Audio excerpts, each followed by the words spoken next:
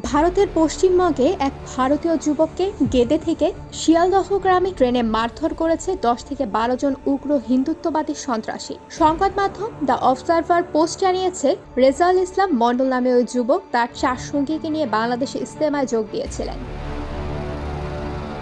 এরপর নিজ দেশে ফেরার পর মারধরের শিকার হন তিনি। ওই দুষ্কৃতিকারীরা তার দাড়ি ধরে টান দেয়া এবং ট্রেন থেকে ফেলে দেওয়ারও হুমকি দেয়। এছাড়া তারা তাকে বাংলাদেশি হিসেবে অভিহিত করে গালাগাল করে।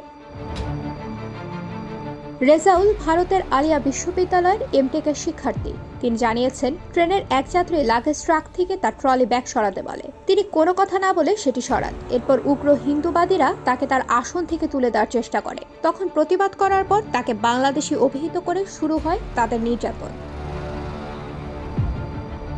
যদিও দুষ্কৃতিকারীদের তিনি বলতে থাকেন তিনি ভারতীয় নাগরিক, তা সত্ত্বেও দীর্ঘ 1 ঘন্টা তাকে মারধর করা হয়। এছাড়া তার দাড়ি ধরে টানাটানি টুপি খুলে ফেলে ওই সন্ত্রাসীরা।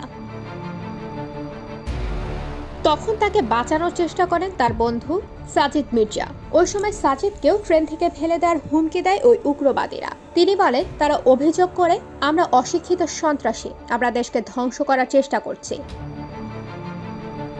এ ঘটনার পর চিকিৎসা নিয়ে রেজাউল হরিপাল থানায় যান, কিন্তু সেখানে তার অভিযোগ নিতে অস্বীকৃতি জানায় পুলিশ। পরবর্তীতে গতকাল বুধবার তিনি শিয়ালদহ সরকারি রেলওয়ে পুলিশের দ্বারস্থ হন। সেখানে তার অভিযোগ আমলে নেওয়া হয়। রেলওয়ে পুলিশ অভিযোগ পেয়ে তদন্ত শুরু করে।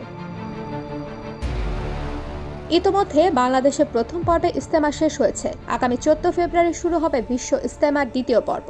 3 দিনের এই পর্বে মাওলানা সাদ আহমদ কান্ধলভি অনুসারী মুসল্লিরা অংশ নেবেন। 16 ফেব্রুয়ারি আখেরি মোনাজাতের মধ্য দিয়ে শেষ হবে বিশ্ব ইজতেমার 58তম আসর।